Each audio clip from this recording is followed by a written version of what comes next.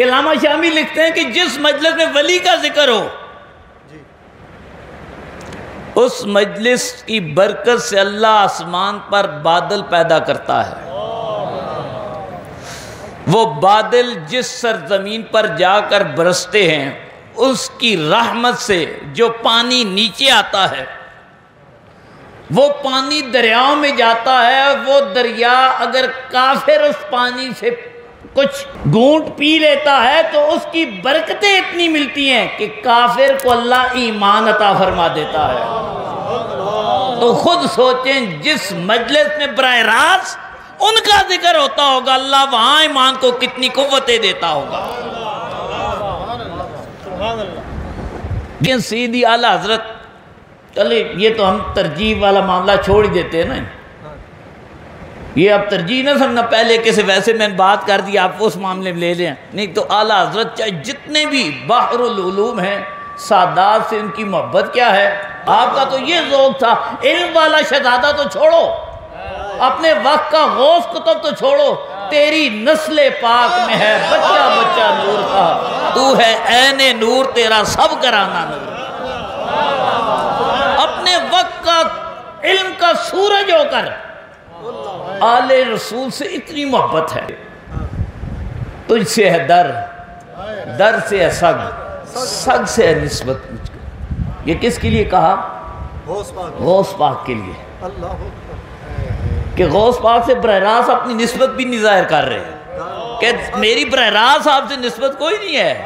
آپ کا جو دروازہ ہے نا اس دروازے پر ایک سگ ہے اس سگ سے میری نسبت ہے. یہاں تو غوث پاک کا بیٹا ہے میرے علی تو غوث پاک کا بیٹا ہے اور وقت کا کامل بیٹا ہے. لہذا یہ اس کو چھوڑی دی. دونوں کی محبتیں سنیں اللہ نے علوم کیا دیے ہوئے تھے. سیدھی اعلیٰ حضرت جب بالکل چھوٹے تھے نا. اور ایک اور بات بھی بتاتا چلو آپ کو اور مزہ آئے گا. دونوں بحر العلوم ہیں بحر ہے اور مرج البحرین جو ہے اسے علوم ہے جہاں پر دونوں کا فیض مل جاتا ہے. ایک نسبت سے فیض مہر علی ہے ایک نسبت سے فیض احمد رضا ہے. جہاں دونوں فیوز جمع ہوتے ہیں وہ آپ کا ادارہ ضیاء العلوم ہے. گلستان مہر علی جامعہ ضیاء العلوم.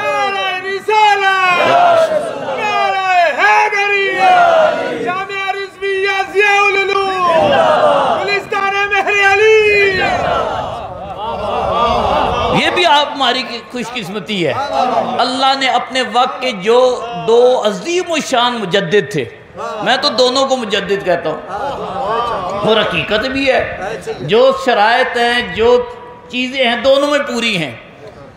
اور پھر جو اصل مستقل کتب ہے وہ جتنے صوفیاء کو میں نے پڑھا سب کا اس پر اتفاق ہے وہ حطائی فاطمی ہے.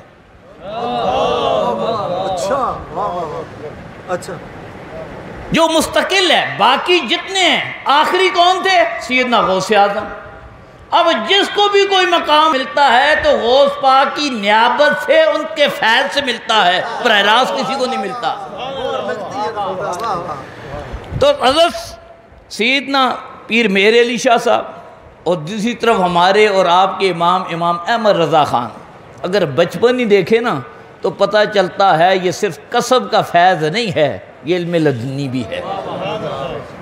امام احمد رضا خان رحمت اللہ تعالی علیہ بالکل بچپن میں پہلا سبق پڑھنے گئے نا اور اس عمر کے بچے کو تو الفاظ بھی یاد کرانا مشکل ہوتے ہیں.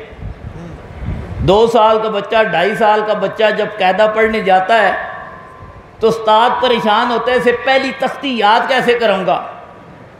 الف سے لے کر یہ تک یہ سارے حروف تہجی یاد کر لے تو یہی بڑی بات ہے.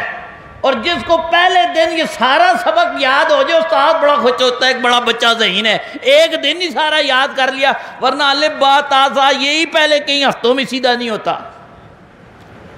انہی میں اس سے کو متشابہ لگتے رہتے ہیں.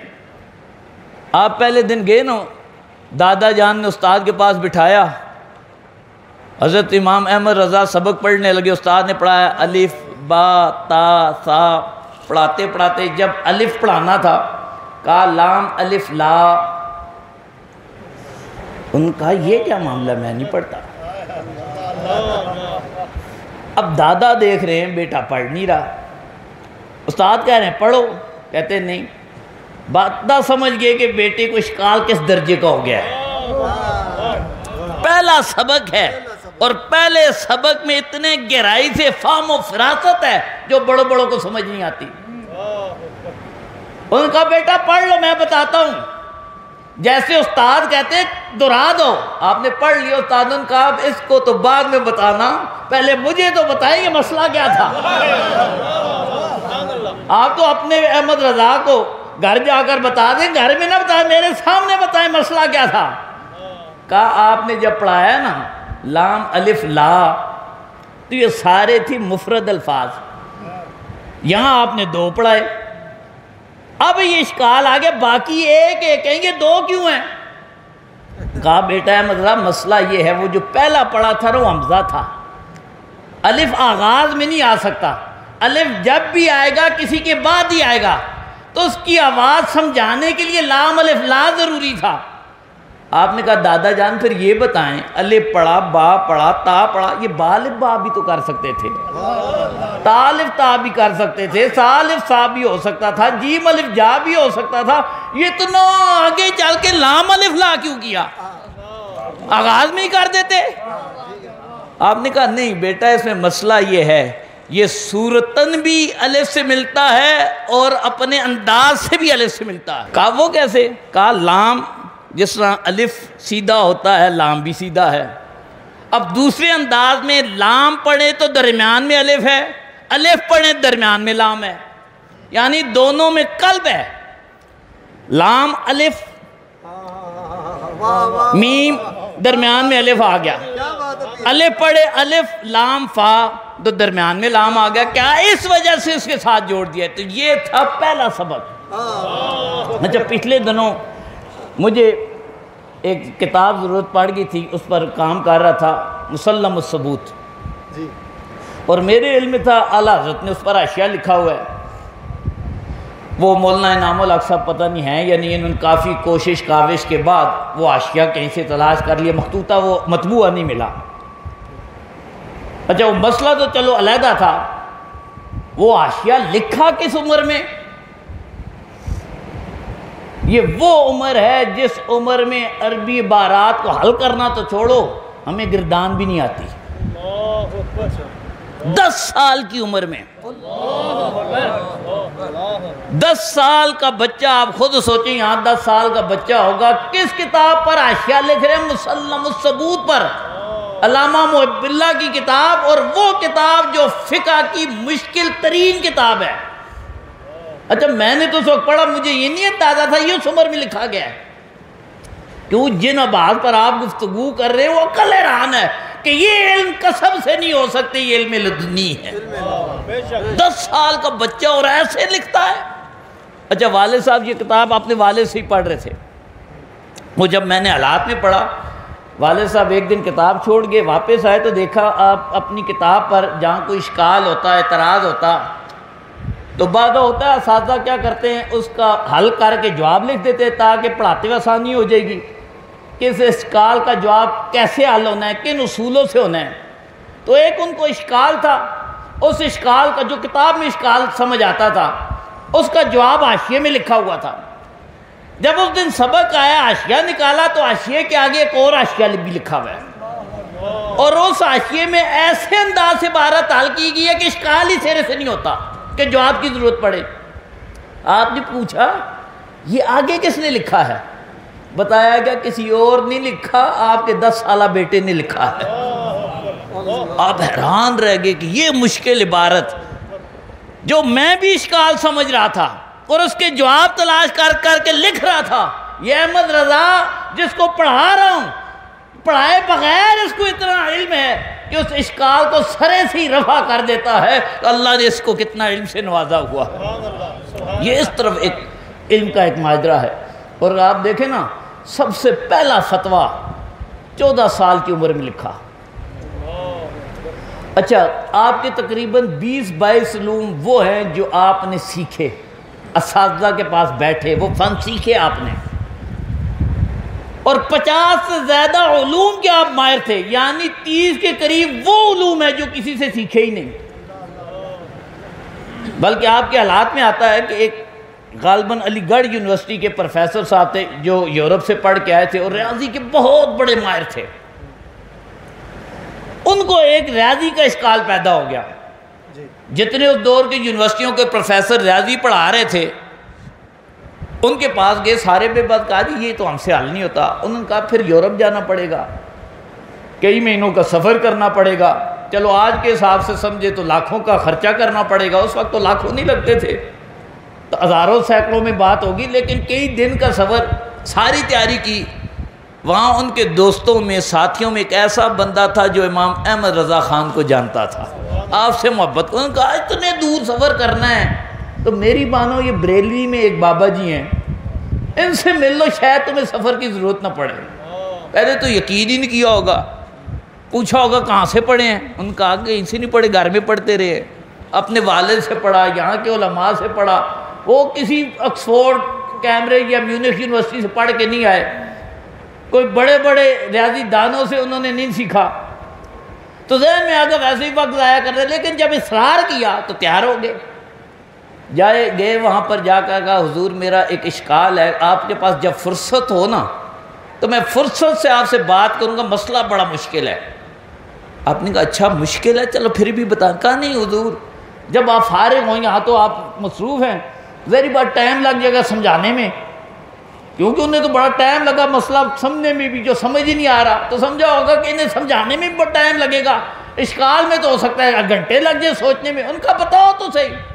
ادھر انہوں نے بتایا، چند سیکنڈ میں انہوں نے جواب دے دیا، یہ حیران۔ اچھا پوچھا کہ حضرت آپ نے ریاضی سیکھی کہاں سے ہے؟ کہاں ابا نے 4 اصول پڑھا دیے تھے کہ جمع کیسے کرنا ہے، تفریق کیسے کرنا ہے، ضرب کیسے دینا ہے، تاکہ وراثت کا مسئلہ حل ہو جائے۔ بلکہ 4 اصول پڑھے تھے، ان 4 اصول کا فیض یہ ہے کہ بڑے سے بڑا ریاضی دان کوئی اپنا اشکال لے کر آتا، اعلیٰ حضرت چٹکیوں میں اس کو حل کر دیا کرتے تھے۔ یہ پھر کسبی علم ہے، کسبی 4 اصول ریاضی کے پڑھے اور مسئلے وہ حل کرے جو یونیورسٹیوں کے پروفیسروں کو سمجھ نہ آتے ہوں، تو پھر اس کا مطلب یہ سارے علم وہ نہیں ہیں جو اساتذہ سے سیکھے ہیں، جو کتب میں موجود ہیں، بلکہ یہ وہ علوم ہیں جو اللہ تعالیٰ عطا فرماتا ہے۔ ادھر چلے جائیں، گولڑے میں آ جائیں۔ تاجدار گولڑا کو اللہ نے کیسا نوازا ہوا تھا، مشہور واقعہ ہے، چلے لذت کے لیے پھر بیان کر دیتا ہوں۔ جن استاد صاحب کے پاس پڑھتے تھے نا، انہوں نے سن لیا تھا کہ میرے علی عام نہیں ہے، اس لیے بھی پتا تھا کہ میرے علی کو جس استاد نے ناظرہ پڑھایا تھا نا، آخری سبق ناظرہ کا سورہ ناز کا پڑھایا، تو اس دن آپ حافظ قرآن بھی تھے۔ استاد ناظرہ پڑھاتے رہے، پیر میر علی شاہ صاحب رضی اللہ تعالیٰ عنہ حافظ قرآن بنتے رہے۔ اللہ نے ایسی ذہانت دے رکھی تھی، ایسا پختہ حافظہ تھا، اور مشکل سے مشکل مسئلہ آپ حل کرتے۔ ایک دن استاد نے ٹیسٹ لینے کے لیے، اور ٹیسٹ بھی تھا اور استاد کے لیے خود مشکل بھی تھی، کیونکہ جو کتاب تھی کرم خوردہ تھی، وہ صفحات جو تھے وہ سرے سے کتاب میں موجود ہی نہیں تھے، یا صفحہ تھا تو لائن موجود نہیں تھی۔ اب استاد نے کہا بچہ بڑی شہرت بھی سنی ہے اور کہا بھی جاتا ہے یہ مادر ذات ولی ہے، تو آج آزما ہی نہ لوں۔ ان کا بیٹا یہ جو عبارت یہاں پہ ہے نا، جو ہے نہیں، یہ جو عبارت یہاں پہ ہے جو کتاب میں نہیں، یہ کل آپ نے سنانی ہے، اور نہ سنائی تو سزا ہوگی۔ آپ حیران ہو گئے، استاد جی چنگا سبق دیتا نے۔ اچھا ایک اور بات بھی بتا دوں آپ کے حوالے سے، یہ کہ استاد نے ایک دفعہ پوچھا مطالعہ کرتے ہو؟ تو آپ نے مطالعہ کو اس پر محمول کیا کہ حفظ بھی کرتے ہو متن۔ اس کے بعد جب بھی استاد سبق سنتا پورا متن حفظ کر کے سناتے تھے، یعنی استاد نے کہا مطالعہ کر کے آیا کرو، تو مطالعہ پھر یہ تو نہیں ہے کہ بات کو اپنے لفظوں میں کوئی ٹوٹے پھوٹے بیان کر دینا، بلکہ بعین ہی جیسے کتاب میں موجود ہے حفظ کر کے سنانا۔ اچھا اس نے کہا کہ کل سنانی ہے، آپ چلے گئے، کہتے ہیں میں باہر گیا، سوچتا رہا کہاں سے سناؤں، ادھر تو لائبریری میں دوسرا نسخہ بھی کوئی نہیں، اس پورے علاقے میں کسی پاس ایسی کتاب بھی نہیں، اور کتاب بھی ایک ہے، سنانی بھی ہے، استاد نے سزا کا بھی کہہ دیا ہے۔ باہر گیا، کھیتوں میں چلے گئے ہوں گے، درختوں کے سائے میں گئے، کہا یا اللہ اب تو ہی معاملہ حل کر، استاد نے سزا دینی ہے، مجھے کسی طرح یہ پتہ چلے۔ کہتے جیسے میں نے دعا کی درختوں کے پتوں پر وہ عبارت لکھی ہوئی سامنے آ گئی، عبارت آئی، میں نے یاد کر لی۔ اگلے دن استاد نے کہا سناؤ، فر سنا دی۔ استاد نے دیکھا کتاب میں تھا کوئی نہیں، یاد کہاں سے سنائی؟ کہا کیسے سنائی ہے، یہی کوئی عبارت ہے؟ کہا استاد جی بات سنیں، اگر مصنف قبر سے نکل کر آ کر کہے میں نے نہیں لکھی، میں پھر بھی کہوں گا یہی عبارت ہے۔ مصنف کو مغالطہ لگ سکتا ہے، جس ذریعے سے مجھے ملا ہے وہاں کوئی جھوٹ اور کذب نہیں ہو سکتا، وہاں کوئی خطا نہیں ہو سکتی، میرا علم تو لدنی ہے، اللہ نے مجھے عطا کیا ہے۔ مصنف کے علم میں غلطی ہو سکتی ہے، خدا کے دیے ہوئے علم میں کوئی غلطی نہیں ہو سکتی۔ استاد کہتے ہیں میں نے اسی دن کیا، ارادہ کیا، یہاں تو کتاب نہیں، پنڈی میں کسی لائبریری میں پڑھی ہے، وہاں گیا، جا کر کتاب کھولی، جو مہر علی نے سنایا تھا انہی الفاظ بعینی عبارت موجود تھی۔ پتہ چل گیا یہ علم کسبی نہیں ہے، یہ علم واہبی ہے، یہ خدا کی طرف سے ہبہ ہے، خدا کی طرف سے عطا ہے۔ تو حضرت قبلہ پیر مہر علی شاہ صاحب رحمۃ اللہ تعالی علیہ بھی بحر العلوم ہے۔ بلکہ بچپن کا آپ کا واقعہ ہے، پوری کلاس میں سب سے چھوٹے آپ تھے، کلاس پوری امتحان لینے گئی، اتنے چھوٹے تھے کہ چل نہیں سکتے تھے، خادم کندھے پر اٹھا کر لے گیا۔ استاد جو تھا وہ شاید انگریز تھا، اس نے دیکھا کلاس پوری آئی ہے، ٹائم بڑا لگے گا، کیا کہا ہوگا پہلے سب سے چھوٹے سے سنوں اور استاد کو بھی ڈانٹوں گا کہ تم نے پڑھایا کیا ہے، جس طرح انسپیکشن والے آتے ہیں تاکہ تھوڑا روب بھی آ جائے۔ جو سب سے چھوٹا تھا عمر کے اعتبار سے، علم و مرتبے میں سب سے بڑا تھا، عمر کے، اس نے سمجھا سب سے چھوٹا یہ، اس سے پوچھو، جا کر جو سوال کیے آپ نے فوراً جواب دیے۔ استاد نے کہا جب بچے کو اتنا آتا ہے تو بڑوں کو کتنا آتا ہوگا۔ یہ تھا میرے علی کی صحبت کا فیض، نکموں کو بھی پاس کروا دیا، بغیر امتحان کے دنیا میں پاس کروا دیا، اور یہ جن کی نسبت پختہ ہوگی اللہ تعالیٰ آخرت میں بھی کامیابیاں عطا فرمائے گا۔ تو کیا ہوا، سارے کام تو میں جو بات کرنے لگا، بوئی شریف آپ چلے گئے نا، وہاں پر آپ اسی کیونکہ بچپن کی عمر ہے، 10 سال ہے، 11 ہے، 8 ہے، اس عمر میں تو میرے منیر میں ہے کہ وہاں پر کیونکہ بوئی کے ساتھ ایک اور گاؤں ہے ہمارے علاقے والے جانتے ہیں، گڑھی افغانہ، تو اس علاقے میں 2-3 درس مشہور تھے اس دور میں۔ آپ بوئی میں آئے اور گڑھی افغانہ کے طلبہ جو تھے ان کے کئی طلبہ انڈیا میں پڑھنے گئے ہوئے تھے اور بڑے بڑے مدارس میں پڑھ چکے تھے، بڑی بڑی کتابوں انہیں ازبر تھی۔ یہ طلبہ اور وہ گٹھے ہوئے، ان کا آپس میں مباحثہ شروع ہو گیا، جیسا طلبہ میں ہوتا ہے، ایک سوال کرتا ہے، دوسرا کرتا ہے، اور سارے لوگ تماشا دیکھ رہے ہیں کہ یار یہ علماء کیا سوال کر رہے ہیں۔ اب ان کا پلہ بھاری تھا کیونکہ وہ زیادہ کتابیں پڑھے ہوئے تھے، یہ جو طلبہ تھے ان کے لیول کا ان کے پاس علم اور معلومات نہیں تھی۔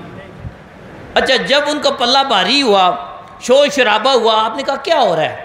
کہا جی علماء میں مذاکرہ ہو رہا ہے، بڑے بڑے علماء ہیں، داڑھیوں والے ہیں، وہ آپس میں باتیں کر رہے ہیں۔ آپ نے کہا مجھے بھی لے جاؤ، کیونکہ اتنے چھوٹے ہیں کہ بھیڑ کو چیر کر آگے بھی نہیں جا سکتے، کسی کام مجھے اٹھا کر آگے کر دو۔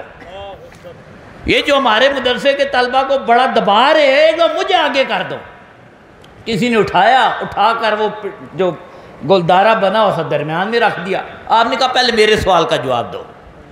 انہوں نے کہا یہ بچہ آ گیا، یہاں بڑے بڑے داڑھیوں والے، کئیوں کی سفید داڑھیاں ہوں گی، کئی بڑی عمر کے ہوں گے، یہ بچہ کہاں سے آ گیا؟ انہوں نے کہا نہیں میرے سوال کا جواب دو۔ انہوں نے کہا جی آپ کر لو۔ ان کا اچھا یہ بتاؤ، شافعیہ کی ایک عبارت ہے اور اس عبارت کے حوالے سے میں نے ایک سوال کرنا ہے، پہلے دینی شافعیہ کا سوال. اور سوال کیا کیا کہ آپ کو پتہ ہے خلیل نے کہا ہے، کیا کہا ہے؟ الاشیاء افعال، قال الفرا لفعا. اب میرا سوال یہ ہے کہ کالا کا مقولہ جملہ ہوتا ہے، یہاں مفرد کیوں ہے؟ اور مفرد ہے تو اس کو حل کیا ہے؟ پہلے تو اشیاء ویسے ہی سیغہ بڑا مشکل ہے. اشیاء ایسا سیغہ ہے اور اتنی اس میں باس ہے، خلیل کچھ کہتا ہے، سبوہ کچھ کہتا ہے، اصل میں کیا تھا، اور فرا کچھ کہتا ہے، اور اس پر بڑے لطیفے بھی بنے ہوئے اشیاء پر. تو آپ نے کہا میرا یہ اشیاء کا سیغہ حل کرانا نہیں ہے، یہ تو طلبہ جو ہوتے ہیں یاد کر لیتے ہیں. کہا یہاں اشکال یہ ہے کہ کالا کا مقولہ جو ہوتا ہے جملہ ہوا کرتا ہے، یہاں جملہ کیوں نہیں؟ وہ سارے بے بس، یار یہ چنگا بچہ آیا ہے. کہا اچھا اب ایک منطق کا سوال ہے. انہوں نے کہا اچھا. ناف پہ تو بچے نے کیا کیا، اللہ جواب کر دیا. منطق کا کیا کہا بتاؤ، یہ جو تصدیق ہے یہ مرکب ہے بسیط ہے؟ ان کہا جی کیوں، پڑھے تو تھے وہ، لیکن اس گہرائی سے نہیں پڑھے تھے جس گہرائی کی فہم و فراست میں ریلی کو ملی ہوئی تھی. اور میرے منیر میں لکھا ہے قاضی مبارک انہیں ساری یاد تھی. وہ جو علماء آئے ہوئے تھے، قاضی مبارک آپ کو پتہ ہے کس درجے کی کتاب ہے.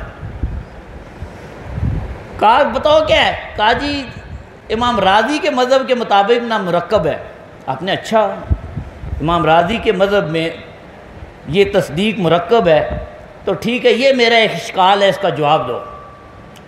انہوں نے قاضی مبارک کی عبارت پڑھی. ان کا عبارت تو پڑھ دیے، اشکال رفع کرو.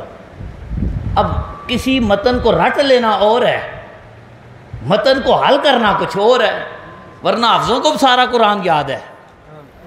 اب رٹا ہوا تو انہیں سارا تھا. انہوں نے ایک عبارت بھی کہا اشکال رفع ہی نہیں ہوتا.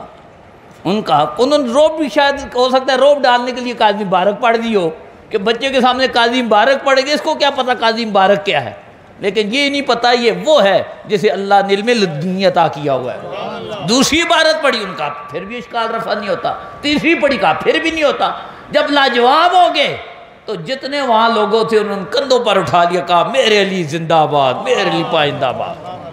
اب نعرے لگ گئے. حضرت قبلہ میرے شاہ صاحب کو واپس ہے. اچھا ایک اور بات عرض کرتا چلوں، آپ نے جو سیف چشتیائی لکھی نا، اس میں جہاں قادیانیوں کا رگڑا لگایا وہاں نجدیوں کا بھی لگایا. ادھر حضور اعلیٰ حضرت نے بھی، یعنی دونوں بیماریوں کو پکڑتے تھے. انہوں نے قادیانیوں کا رگڑا لگایا اور نجدیوں کا بھی لگایا، اور نجدی عقائد کی وجہ سے دیوبند کے میں جو مسائل بنے ہوئے تھے ان کا بھی لگایا. اصل میں یہ عقائد جو دیوبند میں آئے تھے یہ اصل نجد کی میراث تھی، یہ ان کے اپنے نہیں تھے. جو وہاں سے متاثر ہوئے وہی سارا کچھ یہاں بولنے لگے. کتاب التوحید کا ترجمہ ہی تقویت اس نے اسماعیل شاہ نے کیا تھا نا، تقویت الایمان شاید اس کی کتاب کا نام ہے. تو باقی اسی فکر سے متاثر تھے. اچھا آپ نے جب یہ کیا، سیف چشتیائی میں چشتیوں کی تلوار نکالی اور ایک تلوار سے دو الٹے کر دیے. اب وہ تو ادھر لاجواب تھے. یہاں کا ایک تھا جو نجد والوں کا بڑا ماننے والا تھا، اس نے کہا پیراں کتھے لو مانے، پتہ نہیں کتھوں کتاب لکھ کے دی تھی. لہذا میں علوم و فنون سارے جمع کر کے اصول 10 سوال لکھے نے، میرے لیے کوئی جواب لے آؤ. اچھا وہاں کے وہ سوال آ گیا آپ کے پاس، آپ نے ان سوالوں کے جواب پر پوری کتاب لکھی. کتاب لکھ کر 12 سوال، کیونکہ انہوں نے کہا تھا ہمارے سوالوں کا جواب اگر دے دے تو پھر ان کو بھی اجازت ہے سوال اپنا بھی کر لے. کہا انہوں نے 10 کیے تھے نا، میں 12 کرتا ہوں، ایک کا بھی جواب نہیں دیں گے. اور آج تک جواب نہیں لکھا گیا. آپ نے کہا میں 12 لکھتا ہوں اور یہ کبھی جواب نہیں دے سکے، اتمام حجت ہو جائے گی. آپ کے ساتھ جو آپ کے خادم تھے اور جو آپ کے شاگرد تھے علامہ غازی رحمۃ اللہ تعالیٰ، ان لوگوں نے پوچھا حضور کیوں نہیں دیں گے؟ آخر ہر جگہ بڑے بڑے علماء ہیں، آپ اتنے یقین سے پیشن گوئی کر رہے ہیں، یہ بندے جواب نہیں دے سکتے، وجہ کیا ہے؟ کہا یہ فاطمی صدری علوم ہے، یہ قسم والا جواب دے ہی نہیں سکتا. یہ کتابیں پڑھنے والا جواب نہیں دے سکتا، وہی جواب دے سکتا ہے جس کو فاطمہ کا اصلی فیض صدری ملا ہوگا اور فاطمی خون ہوگا۔ اور یہ بھی بتا دیا کہ میں اصل فاطمی خون بھی ہوں، اور میرے پاس علی کے اصلی جو فنون ہیں وہ صدری بھی مجھے معلوم ہے، اور آج تک ہے۔ کوئی جواب نہیں دے سکتا، دے بھی کوئی کیسے؟ تبھی دے گا پہلے اپنا کنیکشن درست ہوگا، پھر کنیکشن سے علم لدنی ہوگا، پھر علم لدنی سے ان کے جواب دے سکتا ہے، یہ کتابوں سے نہیں دے سکتا۔ تو رب تعالیٰ کیا فرماتا ہے؟ وَعَلَّمْنَاهُ مِن لَدُنَّا عِلْمًا۔ بعض بندے ایسے ہیں جن کو اللہ اپنے خاص علوم سے وہ بھی علوم عطا فرماتا ہے، اور الحمدللہ عظیم ہمارے پاس دونوں وہ شخصیات ہیں۔ دعا کریں اللہ ہم ان دونوں کے علوم و فنون سے فیضیاب ہونے کی توفیق عطا فرمائے۔ اور اعلیٰ حضرت، کیونکہ میں نے بات کہا کہ ان کو سادات سے محبت کیا تھی، بلکہ میں تو سمجھتا ہوں صرف اعلیٰ حضرت نہیں، رضوی خاندان کے ہر فرد کی گھٹی میں محبت اہل بیت تھی۔ آپ دیکھیں نا، والد کون ہے؟ نکی علی خان، نکی بھی ہے علی بھی ہے۔ دادا کون ہے؟ رضا علی خان۔ پردادا کون ہے؟ کاظم علی خان۔ آپ کون ہیں؟ رضا خان، احمد رضا۔ یعنی گٹی میں سادات کے بچوں کی محبت بھری ہوئی ہے۔ بلکہ میں ان کا شجرہ دیکھ رہا تھا، بات آگے نکل جائے گی، چلو ایک اشارہ کرتا چلوں۔ آپ کی گھر کی بیویوں کے نام شجرے میں نہیں ہے، تعداد ہے۔ تو جس نے شجرہ مرتب کیا نا، مرتب کرنے والا وہاں لکھتا ہے کہ رضوی شہزادیوں کے احترام کی وجہ سے ان کے نام نہیں لکھے گئے۔ رضوی خاندان کی شہزادیاں بالکل ہماری شہزادیاں ہیں، ہمیں ان کا بڑا احترام ہے کیونکہ ہمارے پیر خانے کی بیٹیاں ہیں۔ لکھتا کیا ہے؟ ان کے احترام کی وجہ سے ان کو غلط نہیں کہہ رہا، ان کی خطائیں منسوب نہیں کر رہا، ذنوب کی نسبت نہیں کہہ رہا، ان کی شہزادیاں ہیں، ان کا احترام میرے دل میں اتنا ہے کہ میں ان کی تعداد تو لکھ رہا ہوں، نام نہیں لکھ رہا، کہ مجھے پسند نہیں کہ ان بیٹیوں کا، ان شہزادیوں کا نام لوگوں کے سامنے آئے۔ یہ سنی ہوتے تھے جو خواتین کا مجالس میں نام بھی نہیں لیا کرتے تھے۔ بس میں پھر دوسری طرف نکل جاؤں گا۔ تو ان بیٹیوں کا نام کیا تھے؟ اس حوالے سے کہ ان کی سوچ کتنی ستھری تھی، میں اس حوالے سے لے رہا ہوں۔ ایک کا نام تھا مرتضی بیگم، ایک کا نام تھا کنیز حسن، ایک کا نام تھا کنیز حسین، ایک کا نام تھا کنیز حسنین۔ تو یہ فکر رضا یہ تھی۔ فکر رضا، اپنے بیٹوں کا نام بندہ اپنی مرضی سے رکھتا ہے نا، تو وہ نام رکھتا ہے جو اس کو پسند ہو۔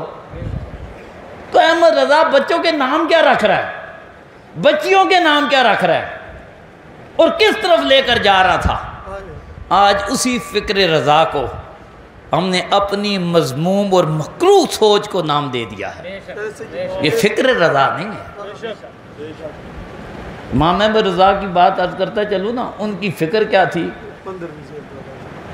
ان کی فکر و سوچ کیا تھی، اور اس ستھری سوچ کا معیار کیا تھا۔ اور یہ صرف ان کی سوچ نہیں تھی، یہی سوچ و فکر میرے علی کی تھی۔ اگر بات لمبی ہو جائے گی اور میں آپ کو حوالے دے دوں گا۔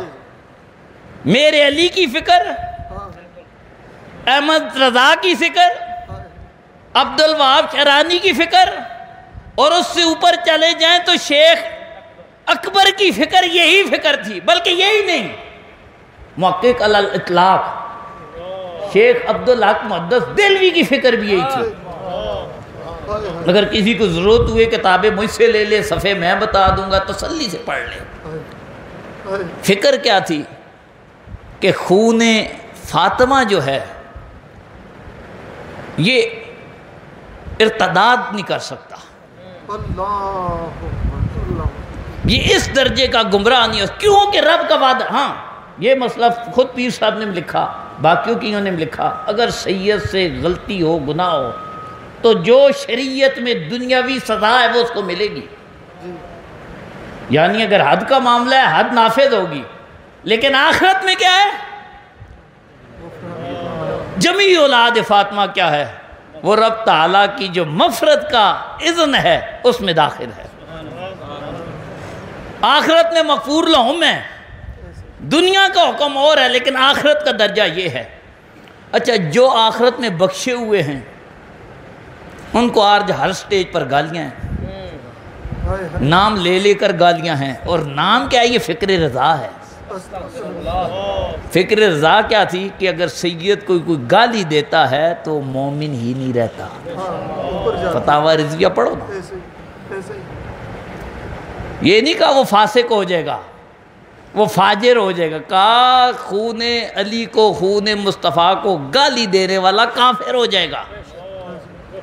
جن کو بڑا ہر ایک کے ایمان کا بھی فکر رہتی ہے، فوراً فتویٰ بھی تیار ہوتا ہے، اور چن چن کے ایک ایک سید کو گالیاں بھی ہوتی ہیں. فلاں نے یہ کر دیا، فلاں سے یہ لفظ غلط بولا گیا، فلاں سے یہ ترجمہ ٹھیک نہیں ہوا، فلاں سے یہ معنی درست نہیں ہوا، فلاں نے یہ کر دیا، وہ کر دیا. اگر کفر نہیں ہے تو بخشا ہوا ہے. اگر کفر نہیں ہے تو فکر اعلیٰ امام احمد رضا یہ ہے کہ وہ تو بخشا ہوا ہے. اب آپ گالیاں دے کر کے اس فتوے کے مستحق ہیں. اگر کفر ہے تو ٹھیک ہے، اس کے دو ہی طریقے اعلیٰ حضرت نے لکھے ہیں. یا تو اس کا نسب باقی نہیں ہوگا، لیکن لکھا میرا جزم یہ ہے جو اصل سید ہے وہ کفر کر ہی نہیں سکتا. یہ فکر رضا کہتے ہیں میرا جزم، میرا یقین کیا ہے. ادھر کہتے ہیں اعلیٰ حضرت ولی تھے، ان کے علوم الہامی تھے، ان کے علوم ہر قسم کی خطا سے محفوظ تھے. تو کہتا ہے میرا جزم یہ ہے، میرا امام، کہ جو اصل فاطمی ہے وہ کفر کر ہی نہیں سکتا. آپ چن چن کے فاطمیوں کو کافر کہتے رہے تو کہیں کیا کہ یہ ہے فکر رضا. یہ پھر فکر رضا نہیں ہے، یہ تمہاری اپنی وبا ہے، یہ اپنے اندر کی غلاظت ہے. میں ہاتھ جوڑ کے کہتا ہوں اتنے سچے کھرے کشتہ عشق اہل بیت کو بدنام نہ کرو. تمہاری ان حرکتوں کی وجہ سے لوگ امام احمد رضا کے بارے میں کچھ اور سوچنے لگ گئے ہیں. وہ جو تم بیان کرتے ہو وہ تمہاری سوچ کے مطابق سمجھ رہے ہیں، حالانکہ اعلیٰ حضرت بخدا اس سے بری و ذمہ ہے. یہ جو فکر بیان کی جاتی ہے دور دور کا، اس فکر سے ان سے کوئی واسطہ نہیں. جو ان کے ترجمان بن کے نام نہاد، کوئی واسطہ نہیں اس فکر سے. اعلیٰ حضرت کشتہ عشق اہل بیت ہے. جس درجے کی محبت اہل بیت میرے رضا نے بیان کی ہے، حد کر دی ہے، آپ کو کہیں نہیں ملے گی. لہذا اس سچے ستھرے امام کے پیچھے چلو، ان کی فکر کو خود پڑھو، ان مولویوں کی باتوں میں نہ ہو. فتاوی رضویہ تمہارے سامنے ہے، اپنے اساتذہ سے سمجھو، سامنے رکھو، کہو جی یہ بات سمجھ نہیں آ رہی، ہمیں تو ان کی اردو سے ہی سمجھ نہیں آتی، اور ہم کیا کہیں؟ کئیوں کو 5 سال سے سمجھ نہیں آئی. اس دن مجھے ٹائم ملا تو میں ان کی اردو سمجھانے کی کوشش کروں گا. جن کو 5 سال لگ گئے ہیں ایک عبارت حل نہیں ہوئی. جو انشاءاللہ موقع رہا تو میں فتاوی رضویہ کیوں ساتھ نہیں لایا، سامنے رکھ کر حل کروں گا کہ تم کیا سمجھے ہو اور فکر رضا کیا تھی. اللہ تعالی ہم سب کو ایسے سچے اماموں، امام احمد رضا اور پیر مہر علی شاہ صاحب، دونوں عظیم الشان درخشاں ستارے بلکہ سورج ہیں اپنے دور کے، اللہ ہمیں ان کے نقش قدم پر چلائے، ان کی سچی فکروں پر عمل پیرا ہونے کی توفیق عطا فرمائے.